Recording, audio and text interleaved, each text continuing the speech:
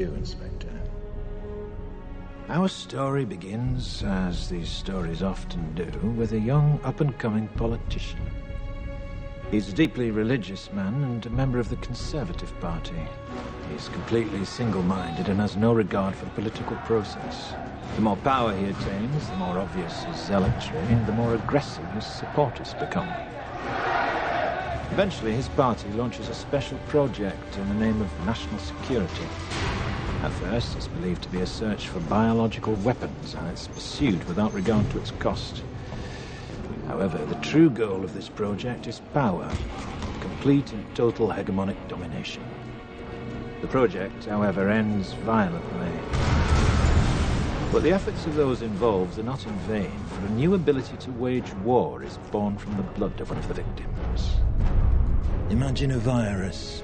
The most terrifying virus you can, and then imagine that you and you alone have the cure. But if your ultimate goal is power, how best to use such a weapon? It's at this point in our story that along comes a spider. He is a man seemingly without a conscience, for whom the ends always justify the means, and it is he who suggests that their target should not be an enemy of the country, but rather the country itself. 3 targets are chosen to maximize the effect of the attack: a school, a tube station, and a water treatment plant. Several hundred die within the first few weeks. That Three Waters has, in fact, been contaminated. Authorities are attempting to control its deadly spread. Sends a wave of destruction throughout the underground. Fueled by the media, fear and panic spread quickly, fracturing and dividing the country until at last the true goal comes into view.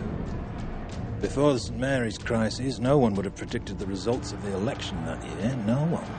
And then not long after the election, lo and behold, a miracle. Some believed it was the work of God himself, but it was a pharmaceutical company controlled by certain party members that made them all obscenely rich. A year later, several extremists are tried, found guilty and executed, while a memorial is built to canonize their victims. But the end result, the true genius of the plan, was the fear. Fear became the ultimate tool of this government, and through it, our politician was ultimately appointed to the newly created position of High Chancellor. The rest, as they say, is history.